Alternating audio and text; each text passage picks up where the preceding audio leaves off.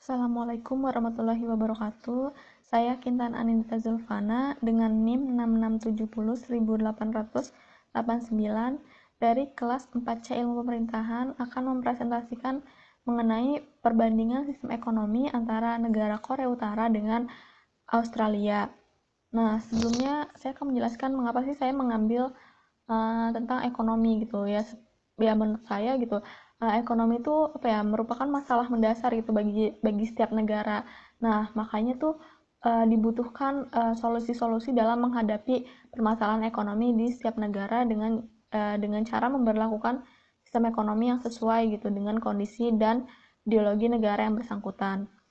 Nah, selanjutnya langsung ke pembahasan sistem ekonomi. Nah, sistem ekonomi itu merupakan bagian dari upaya manusia dalam memenuhi kebutuhan hidup masyarakat demi meningkatkan kesejahteraan. Nah, di sini manusia apa ya, dalam artian pemerintah gitu. Pemerintah berupaya untuk memenuhi kebutuhan hidup masyarakatnya gitu.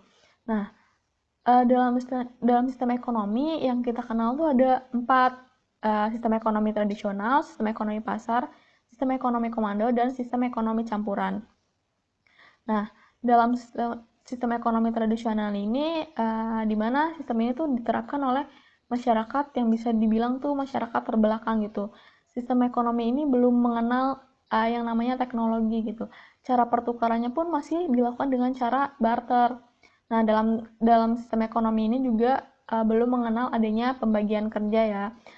Jadi mereka juga lebih bergantung pada sumber daya alam yang ada di sekitar mereka gitu. Nah, keuntungan dari sistem ekonomi ini tuh masyarakatnya tuh memiliki hubungan yang erat gitu satu sama lain, karena ya memang mereka masih menjaga tradisi secara turun-temurun. Namun di sisi lain masyarakat ini tidak dapat meningkatkan kesejahteraannya ke arah yang lebih baik gitu, karena itu tadi mereka belum mengenal adanya teknologi sehingga menyebabkan produktivitas mereka tuh masih sangat rendah. Nah, yang kedua ada sistem ekonomi pasar. Sistem ekonomi pasar ini juga dikenal sebagai sistem ekonomi liberal, di mana sistem ini kegiatan ekonominya dilakukan secara penuh oleh individu, tidak ada campur tangan pemerintah. Ekonomi yang dijalankan ini secara bebas untuk mendapatkan keuntungan pribadi. Individu memiliki kemampuan yang optimal gitu berdasarkan potensinya masing-masing dalam menjalankan kegiatan ekonomi. Namun pada sistem ini kerap kali terjadinya persaingan gitu antar individu karena memang tujuannya untuk mencari laba sebanyak-banyaknya. Yang ketiga ada sistem ekonomi komando, di mana sistem ini bisa dibilang juga sistem ekonomi terpusat ya, di mana sistem ini seluruh kegiatan ekonominya dikendalikan oleh pemerintah gitu. Masyarakat hanya dianggap sebagai karyawan negara. Namun dalam sistem ini pemerataan pendapatan tuh dapat tercipta. Nah, yang keempat ada sistem ekonomi campuran, di mana sistem ini kombinasi antara sistem ekonomi pasar dengan sistem ekonomi komando. Di sini masyarakat tuh turut ikut andil gitu dalam kegiatan ekonomi. Nah, pemerintah di sini sebagai pengontrol atau pengawas dalam kegiatan ekonomi. Nah, selanjutnya, setiap negara pastinya kan mempunyai sistem ekonomi ya, di mana sistem ini tuh berperan sebagai pedoman masyarakat dalam bertindak dan melakukan kegiatan perekonomiannya.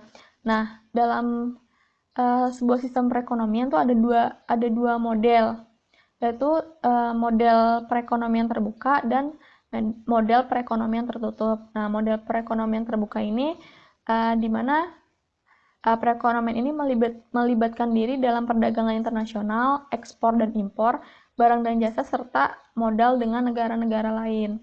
Nah, jadi pada sistem ekonomi terbuka ini terdapat kemungkinan dari produsen untuk melakukan kegiatan ekspor barang dan produk dengan tujuan pasar-pasar di negara lain, atau sebaliknya gitu, melakukan kegiatan impor atas bahan mentah dan bahan penolong gitu. Nah, dalam sistem ekonomi yang kedua, dalam model yang kedua adalah model ekonomi tertutup, di mana model ini merupakan menutup semua akses kegiatan ekonomi suatu negara dengan negara lain. Nah, mereka ini menutup diri dan mengandalkan produksi barang dan jasa dalam negeri. Nah, jadi seluruh produk barang dan jasa yang dihasilkan tuh hanya dijual di dalam negeri gitu, tidak untuk diproduksi untuk negara lain. Nah, dalam sistem ekonomi tertutup ini, kegiatan warga negaranya, baik individu ataupun perusahaannya, hanya untuk memenuhi kebutuhannya sendiri.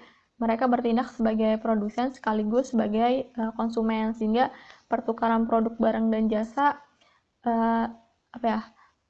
jarang sekali terjadi. Nah, selanjutnya kita akan bahas tentang sistem ekonomi komando di Korea Utara. Nah, Korea Utara ini sebagai penganut sistem ekonomi komando, tentunya kegiatan ekonominya dikendalikan oleh negara atau pemerintah secara penuh gitu ya. Korut sendiri menerapkan suatu aturan di mana negara membatasi hubungan dengan negara lain.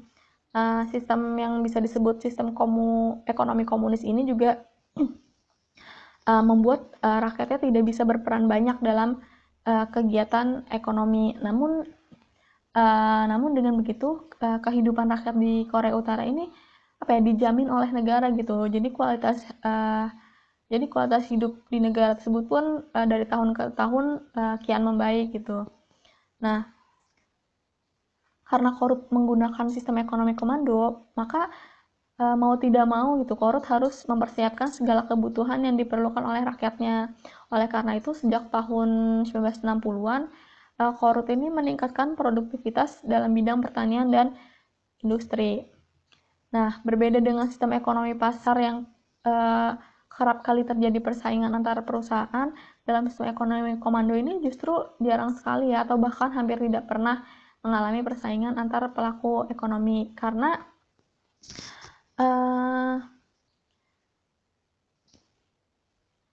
pemerintah tuh mengatur semua kegiatan ekonominya gitu. Pemerintah berusaha berlaku adil kepada setiap pelaku ekonomi. Nah, sehingga para pelaku ekonomi ini masyarakatnya gitu ya mendapat jaminan kesejahteraan dari pemerintahnya. Jadi masyarakat tuh sudah hidupnya sudah terjamin gitu oleh pemerintah.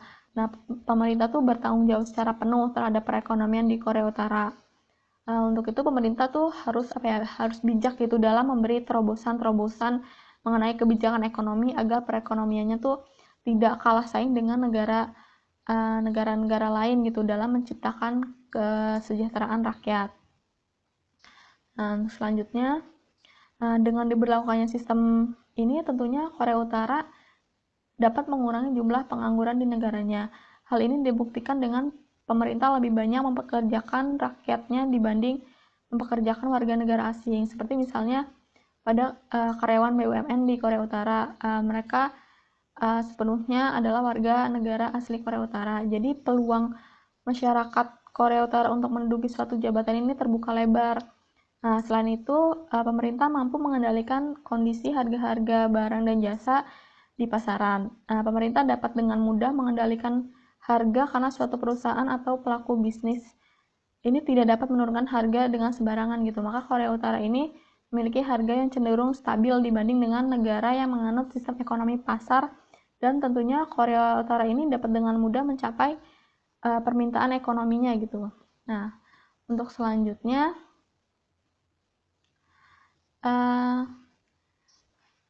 hambatan Korea Utara dalam melaksanakan sistem ekonomi komando. Nah, dalam memperlakukan sistem ekonomi tentunya setiap negara memiliki hambatannya masing-masing ya, tak terkecuali di Korea Utara sendiri. Nah, hambatan yang dihadapi Korea Utara ini antara lain rakyatnya itu sangat bergantung pada pemerintah ya, sehingga menyebabkan mereka tidak dapat berkembang dan tidak memiliki kreativitas yang luas. Nah, walaupun mereka memiliki kreativitas, tapi hak-haknya itu tidak pernah diakui gitu oleh pemerintah.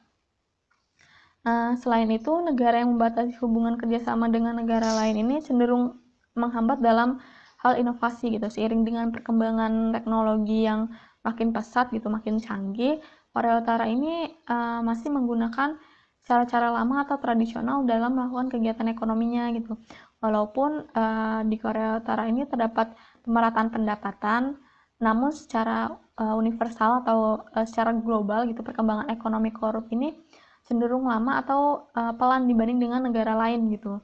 Nah, jadi karena perekonomiannya dikendalikan oleh pemerintah, maka kondisi perekonomian tuh dikatakan baik tergantung dari kualitas si pemerintah itu sendiri dalam menjalankan kegiatan ekonomi. Jika pemerintah memiliki kualitas rendah, ya maka secara otomatis akan berdampak gitu pada perekonomian negara. Nah, untuk itu pemerintah Korea tuh harus benar-benar mencari individu yang kompeten gitu dalam bidang ekonomi. Nah, yang selanjutnya kita akan bahas tentang sistem ekonomi campuran di Korea Utara. Nah, dalam sistem ekonomi campuran di Australia maksudnya, sistem ekonomi campuran di Australia. Dalam sistem ekonomi campuran di Australia ini, pemerintah berperan sebagai pengawas terhadap kegiatan ekonomi yang dilakukan oleh pihak swasta. Nah, pemerintah mempunyai wewenang untuk mengatur pasar dan menangani secara tegas gitu praktek-praktek monopoli yang terjadi di pasar. Pemerintah juga turut membuka kebijakan yang harus ditaati oleh setiap pelaku usaha gitu.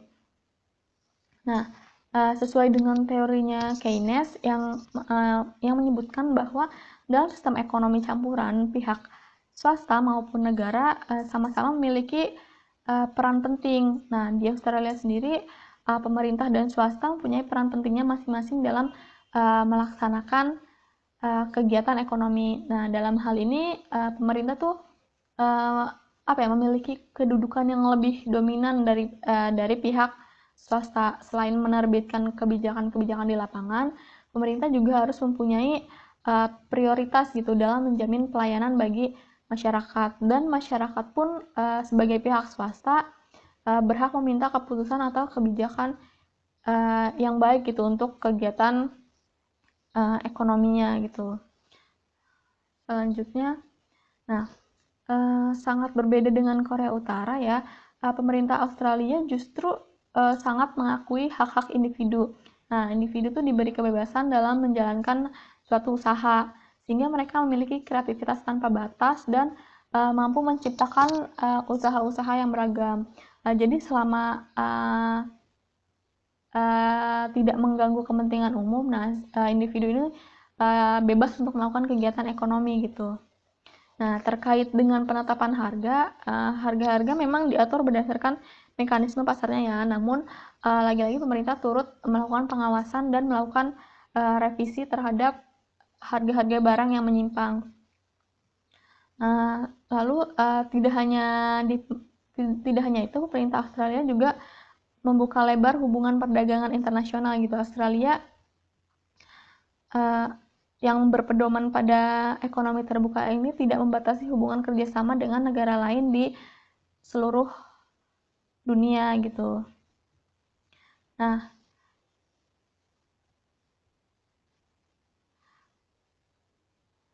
di Australia sendiri dalam kegiatan ekonominya lebih berfokus pada dua bidang, yaitu bidang pertambangan dan bidang pertanian peternakan.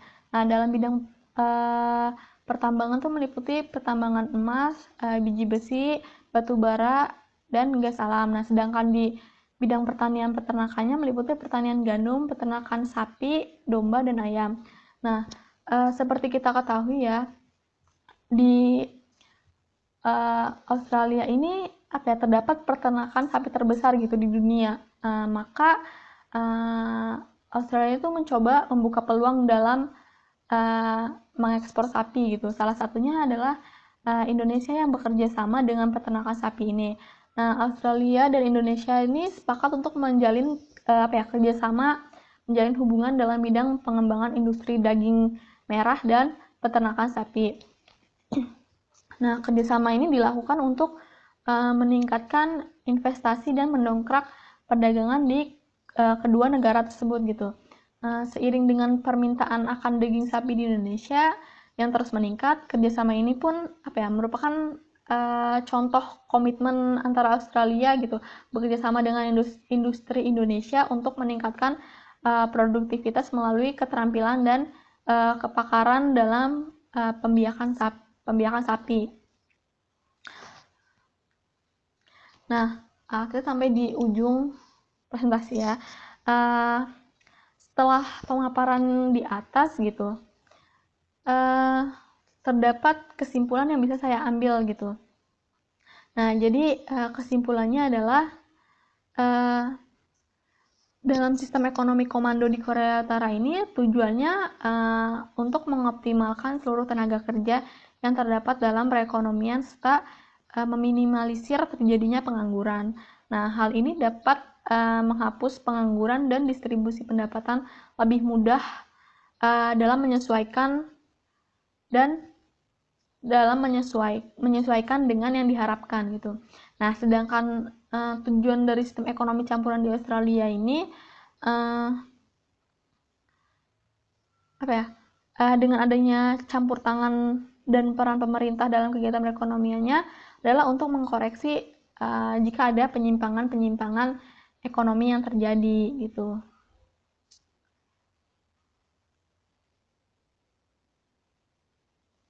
Nah, jadi di sistem ekonomi Australia itu diakuinya hak-hak kepemilikan pribadi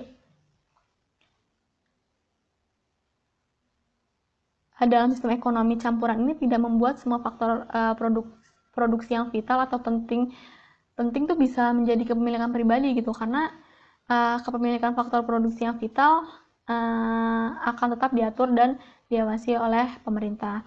Nah, dalam hal ini juga sistem ekonomi campuran di Australia, pemerintah dan swasta dalam hal ini masyarakatnya ya saling berinteraksi dalam memecahkan suatu masalah ekonomi di Australia.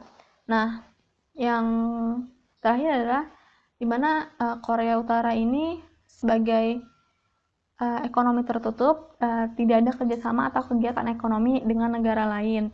Negara yang menganut sistem ini cenderung mengisolasi dirinya dari dunia luar atau dengan mengisolasi dirinya dari negara-negara lain. Mereka memenuhi kebutuhannya melalui sumber daya yang ada di negaranya sendiri. Sedangkan untuk Australia menggunakan sistem ekonomi terbuka, model sistem ekonomi terbuka, di mana ini memberikan peluang kepada negara untuk menjalin kerjasama atau hubungan dengan negara lain. Jadi kerjasamanya itu dapat berupa perdagangan, pertukaran pelajar, sebagai pemenuhan kebutuhan akan ilmu pengetahuan, dan kerjasama juga dapat berupa pertukaran teknologi. Mungkin cukup sekian presentasi dari saya. Sekian dan terima kasih. Wassalamualaikum warahmatullahi wabarakatuh.